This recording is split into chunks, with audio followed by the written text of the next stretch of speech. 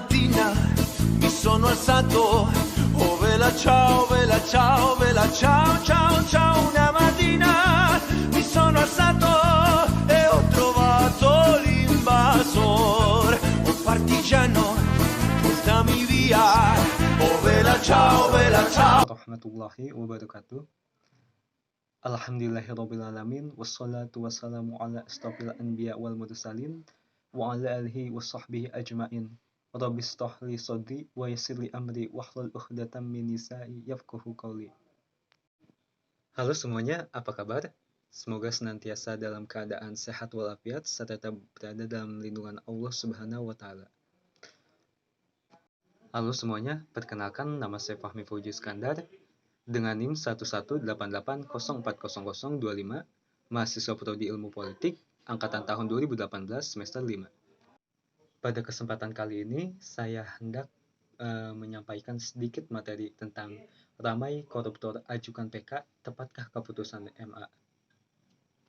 Yang mana pada video kali ini merupakan bentuk tanggung jawab saya selaku mahasiswa Prodi Ilmu Politik terhadap mata kuliah Teknik Analisis Politik, yang mana pada tugas kali ini saya dibebankan untuk menyelesaikan sebuah video tentang analisis terhadap isu-isu politik yang ada di negara Indonesia terkhususnya. Berangkat dari submateri dan subjudul yang saya bahas, yakni tentang ramai koruptor ajukan PK, tepatkah keputusan MA, berangkat dari landasan bahwasanya Indonesia merupakan sebuah negara hukum.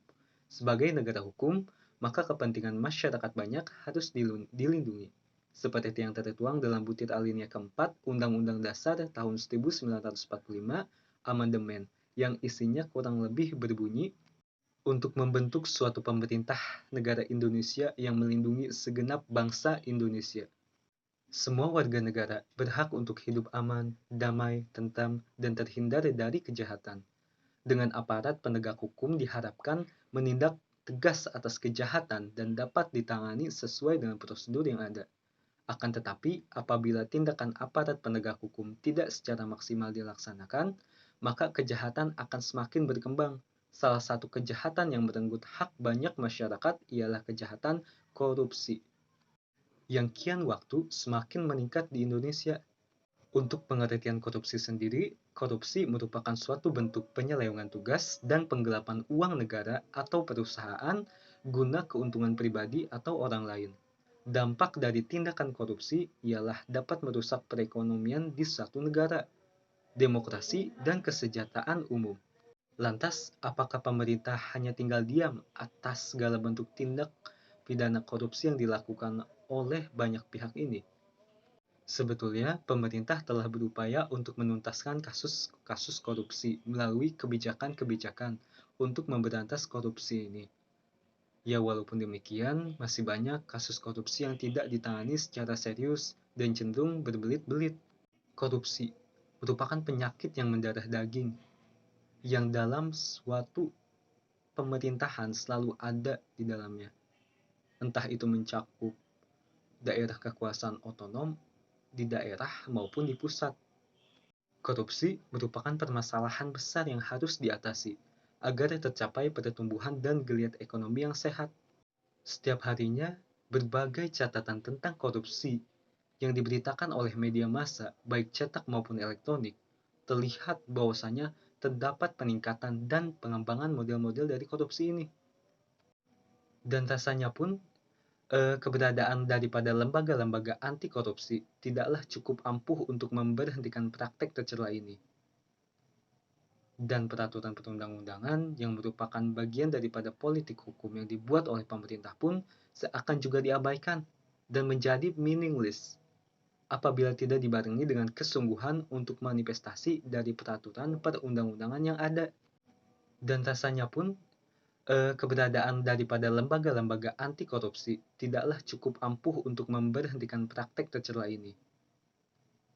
Dan peraturan perundang-undangan yang merupakan bagian daripada politik hukum yang dibuat oleh pemerintah pun seakan juga diabaikan dan menjadi meaningless apabila tidak dibarengi dengan kesungguhan untuk manifestasi dari peraturan perundang-undangan yang ada. Nyatanya, politik hukum ialah tidak cukup apabila tidak ada recovery terhadap para eksekutor maupun para pelaku hukum. Kejadian seperti ini mempertegas alasan dari politik hukum yang dirancang oleh pemerintah tidaklah lebih hanya dari sekedar memenuhi mainstream yang sedang terjadi.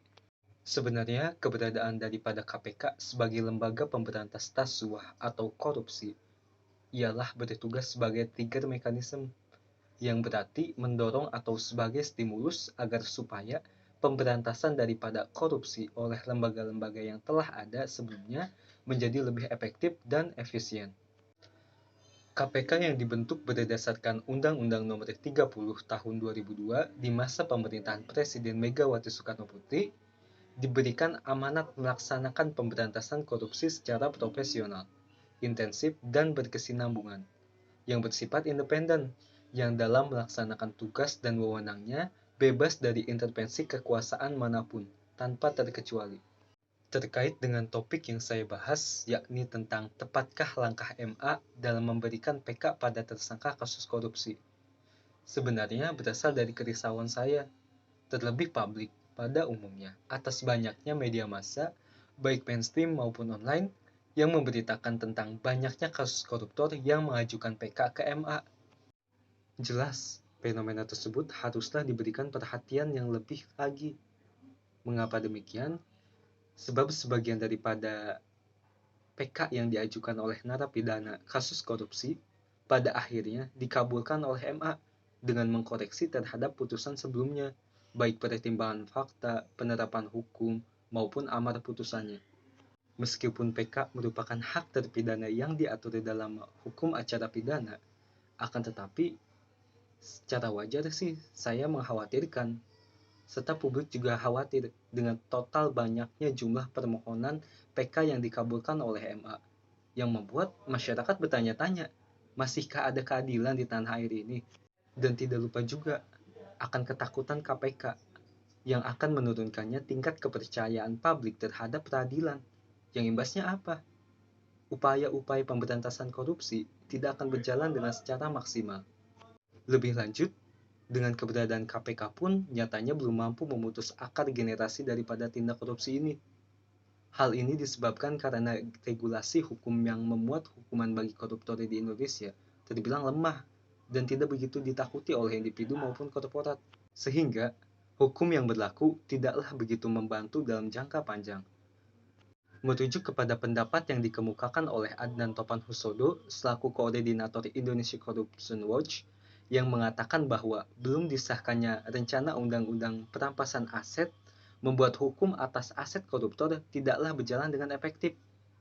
Yang mana perlu diketahui bahwa aset hasil korupsi masih bisa bergerak kemana-mana dan masih bisa juga dikendalikan daripada balik jeruji besi oleh para koruptor. Berbanding terbalik dengan hukum yang ada di Indonesia hanya berbentuk hukuman penjara. Negara-negara lain sih telah menerapkan setidaknya hukuman yang lebih berat bagi para pelaku tindak korupsi ini. Semisal, kita bisa ambil contoh negara Cina yang semenjak dipimpin oleh Presiden Xi Jinping, pemerintah Cina mulai menerapkan hukuman mati bagi para koruptor. Begitupun Malaysia yang menerapkan hukuman gantung bagi para pelaku tindak rasuah tersebut. Lantas sebenarnya apa sih hal yang mendasari daripada MA memberikan PK, bahkan pemotongan masa tahanan pada pelaku korupsi ini? Melansir dari apa yang dikatakan oleh juru bicara Mahkamah Agung, yakni Andi Samsan Nganto, yang mengatakan bahwa terdapatnya pengurangan hukuman kasus korupsi dalam peninjauan kembali telah dijelaskan tentang keberadaan daripada lembaga PK yang telah diatur dalam perundang-undangan merupakan upaya hukum luar biasa yang dimaksudkan untuk mengkoreksi dan memperbaiki kesalahan atau kekeliruan putusan pengadilan yang telah berkekuatan hukum tetap. Ia pun menambahkan bahwa sebab bukan tidak mungkin dalam setiap putusan tersebut terdapat kesalahan atau kekeliruan yang merupakan kodrat manusia, ya termasuk hakim yang memeriksa dan memutus daripada tindak perkara yang ada. Merujuk pada pasal 263 ayat 2 KUHP, ada 3 alasan yang dapat dijadikan dasar daripada terpidana atau ahli warisnya untuk mengajukan PK, yakni yang terdiri dari novum, atau ada pertentangan dalam putusan atau antara putusan satu sama lain, atau ada kekhilafan hakim atau kekeliruan yang nyata. Apabila terpidana atau ahli warisnya mengajukan permohonan PK dengan mendalilkan alasan-alasan atau salah satu alasan yang dimaksud, dan menurut MA dalam pemeriksaan PK, bahwa alasan tersebut cukup beralasan dan terbukti, maka tentu MA dapat mengabulkannya. Berkaitan tentang beberapa alasan pengurangan hukuman itu, tambahnya bahwasanya terjadi seperti permohonan PK, bila mana terpidana si A berkeberatan karena sama-sama berbuat, yang secara kualitas perbuatan sama dengan terdakwa lain, yakni si B, yang pemeriksaan perkaranya terpisah dengan si A, tetapi hukuman yang dijatuhkan berbeda. Si A dijatuhi hukuman 7 tahun, sedangkan si B dipidana hanya 3 tahun. Lantas, apakah salah imbuhnya bahwasanya MA kalau hukuman si A diserasikan atau diperbaiki atau dikurangi menjadi 5 tahun? Menarik. Selain itu juga, terpidana yang sudah memulihkan atau sebagian besar telah mengembalikan kerugian keuangan negara, apakah salah kalau MA dalam tingkat PK mengurangi hukumannya secara proporsional sesuai penjelasan pasal Undang-Undang PTPK yang menyatakan bahwa pengembalian kerugian keuangan negara dapat mempertimbangkan sebagai keadaan yang meringankan? Wah, sejalan dengan pernyataan daripada perwakilan MA tersebut, Wakil Ketua KPK Nawawi Pamolango menyesalkan atas hukuman mantan Ketua Umum Partai Demokrat yakni Anas Urbaningrum yang dikurangi dalam peninjauan kembali. Sebagai contoh kasus Anas tersebut, sebetulnya Anas dihukum lebih daripada 14 tahun yang diubah menjadi 8 tahun di tingkat PK loh. Dan mana Anas bukan satu-satunya napi korupsi yang diberi hadiah oleh MA. KPK telah mencatat bahwasanya terdapat 22 terpidana kasus korupsi yang mendapatkan pengurangan hukuman dari MA di tingkat PK. Bila kita lihat, sebetulnya KPK telah melaksanakan tugas dan pekerjaannya cukup dengan baik. Yang mana biar masyarakat saja yang tentunya menilai makna rasa keadilan dan semangat pemberantasan korupsi dalam putusan peninjauan PK yang dilaksanakan oleh MA. Merujuk pada tahun 2019 saja, alih-alih menunjukkan pemberian efek jera yang maksimal, justru MA malah mengurangi hukuman terhadap 6 terpidana kasus korupsi pada tingkat PK, yang mana model pengurangan hukuman ini terbagi ke dalam 2 bagian.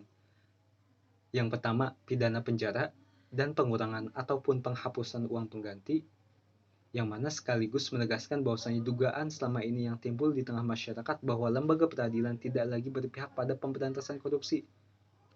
Seharusnya sih melihat kepada kasus yang telah terjadi, Ketua MA juga mestinya lebih selektif ketika menentukan komposisi majelis yang akan memeriksa permohonan PK daripada terpidana korupsi.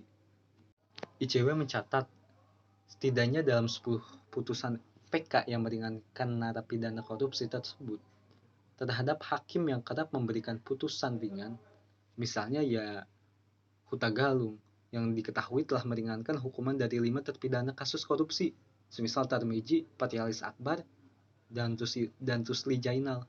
Selain itu, ada Andi Samsanganto yang bersangkutan telah diketahui telah meringankan hukuman daripada 4 terpidana korupsi, yakni Patrialis Akbar, Angelina Sondak, dan Cahyadi Kumala. Selama ini, publik telah memahami bahwa upaya pelaku korupsi untuk menghindari dari jerat hukum di peradilan cukup beragam, misalnya saja dengan mengajukan gugatan pra-peradilan. Sudah barang tentu, dengan maraknya pengurangan hukuman pada tingkat PK akan membuat pelaku korupsi berbondong-bondong mencoba peruntungannya dengan mengajukan PK, yang meskipun tidak didukung dengan bukti baru yang cukup kuat tentunya. Lantas, langkah konkret seperti apa sih yang seharusnya dilakukan guna menindak tegas daripada fenomena PK koruptor oleh MA agar tidak terjadi lagi di kemudian hari? Merujuk kepada poin-poin yang telah dikemukakan oleh Indonesia Corruption Watch, ialah dengan yang pertama, Ketua MA harus selektif dalam menentukan komposisi majelis yang akan menyidangkan peninjauan kembali terhadap terpidana kasus korupsi. Yang kedua, Komisi Pemberantasan Korupsi dan Komisi Yudisial mengawasi proses jalannya peninjauan kembali yang dilakukan oleh MA. Yang terakhir, yakni yang ketiga, majelis hakim di MA harus menolak seluruh permohonan peninjauan kembali daripada terpidana kasus korupsi. Mungkin itu saja yang dapat saya sampaikan, kurang lebihnya mohon maaf bila terdapat kesalahan informasi, perkataan, ataupun materi yang telah saya sampaikan. Akhirul kalam, wassalamualaikum warahmatullahi wabarakatuh.